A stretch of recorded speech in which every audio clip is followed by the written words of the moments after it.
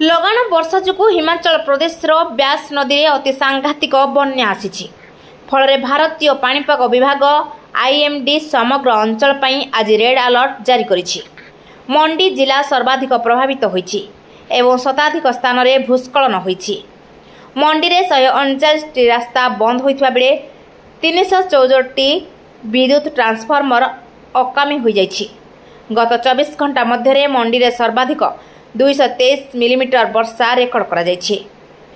वर्षा जनित कारण पाई राज्य में गत 10 दिन मध्य 44 जनक जीवन जाइछि बोली सूचना आछि। आहरी 20 जन पाखापाखी लोक निखोज अछंती। गत राति प्रबल वर्षा जो चंडीगढ़ मोनाली चारिथाकिया रास्ता एवं अनेक स्थान में बंद हो जाइछि।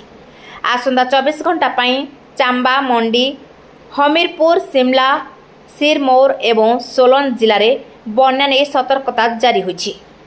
एहा मध्यरे आईएमडी हिमाचल प्रदेश उत्तराखंड उत्तर प्रदेश पंजाब हरियाणा एवं राजस्थान समेत अनेक उत्तरांचल राज्यगुड़िकरे आसंता 6 ରୁ 7 दिन पर्यंत प्रबल अति प्रबल वर्षा हेबो बोली पूर्वानुमान करिछि।